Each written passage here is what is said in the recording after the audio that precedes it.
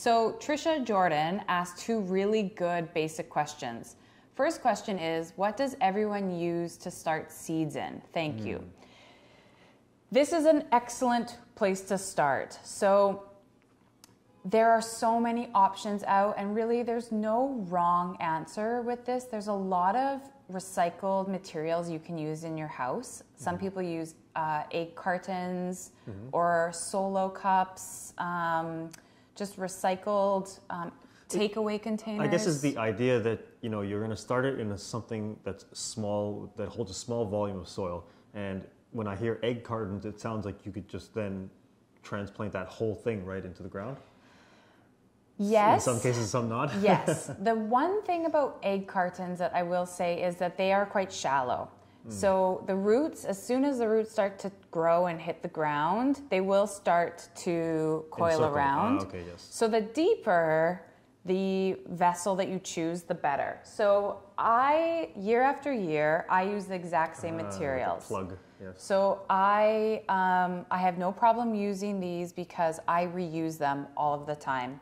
Each season, what I do is I sterilize them with some diluted vinegar. Right. And I scrub them so no disease carries over from the year before. That's good. So my bathtub fills with lots of garden stuff. Vinegar.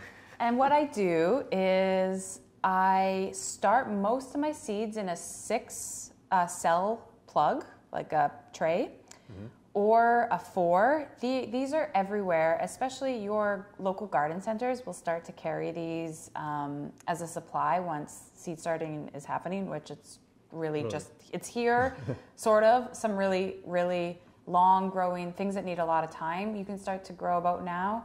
But in a couple of weeks, that's really when it'll ramp up. And then what happens is I sprout about, I put 2 or 3 seeds in one hole. I see what grows. And eventually, after they've gotten a few inches high, I transplant them, or you'll hear the vocabulary called potting up.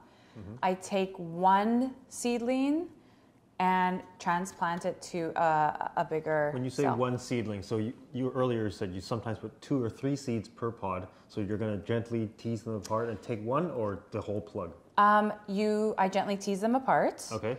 Or I snip them one of them at the base, so only one succeeds. The reason why I put a cup, survival of the fittest kind of thing. Right.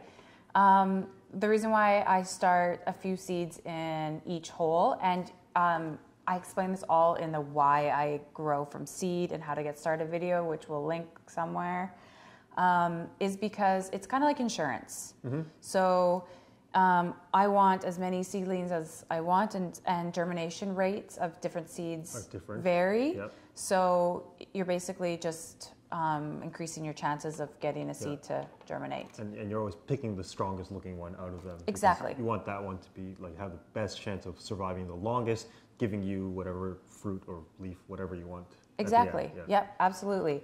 So then from there, I pot up to a bigger one. And it depends on broccoli and cauliflower, they can be really big seedlings. So you can go even bigger, 8-inch pot from here. Oh, wow, okay. So what I use to start seeds is the same materials over and over. I just clean them year after year. So this is an investment. Another thing that people really like to use is I have one of these. A pot maker. Yeah. So you can use craft paper or recycled newspaper. Yeah. And we'll put a picture up too of what it looks like when they're prepared.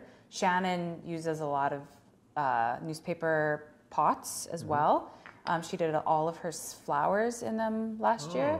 So that's another option. People also do soil, kind of I'll call it a soil stamp. You take loose soil and you imprint it, and it becomes a soil block. So you don't actually need any type of vessel. I've seen that before. It looks pretty cool. It does look cool. It's like a little mold, right? You kind of just press it, and it makes a little block for you.